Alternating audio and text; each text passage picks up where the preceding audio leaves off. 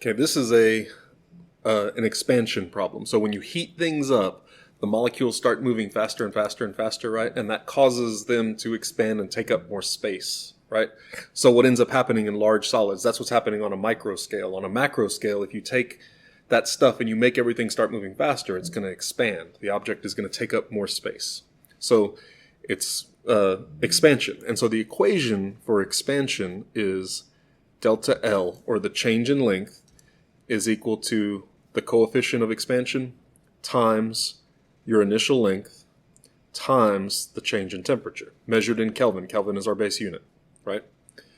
So for this one, let's think of what we know. Linear expansion coefficient, right? So this right there, that's alpha, the expansion coefficient. What's the initial length? Here's my initial length. That's L naught. And the change in temperature you need to figure out. So the good thing about this is Celsius and Kelvin both scale the same, right? So to get my delta T, I don't need to convert both of these Celsius to Kelvin because all you do is subtract 273, right? So if I find the difference between these, I don't need to convert it. I can just subtract them, right? So delta T, right? Or actually I should go this way. Delta T is my final temperature minus my initial temperature, right? And so in my case, my final temperature is 40 and my initial temperature is 0. So my change here is going to be 40 minus 0. So my change is going to be 40. And I can plug everything in and I can solve for delta L, right? That's easy. You don't even have to do any math. Well, I mean, you have to do math, but that's like 5th grade math.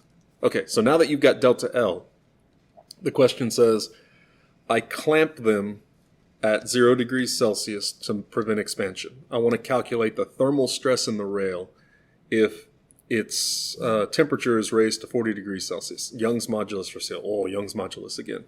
Okay. So, okay, how am I going to do this? So let's start with Young's modulus. So I know Young's modulus is stress over strain, right? I already know that. So I want stress. So let's solve this for stress. So this means stress is equal to Young's modulus times the strain. All right, and if you remember what strain is, strain was, what is it? It's delta L over L naught. It's the change in length divided by the original length, like what fraction of the change out of the original it is, right, if that makes sense. So stress is equal to Young's modulus times delta L over L naught. And wow, would you look at that? You already figured out delta L in part 1.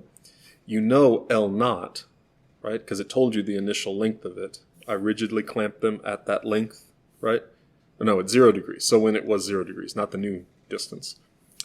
And I know delta L, and I know Young's modulus, so you can plug in and solve. That's not that bad. That's easy, right? So it just involved using the expansion equation, right? So there's our expansion equation. And then down here we had to like flash back to doing Young's modulus. But Young's modulus is stress over strain. And strain is change divided by the original.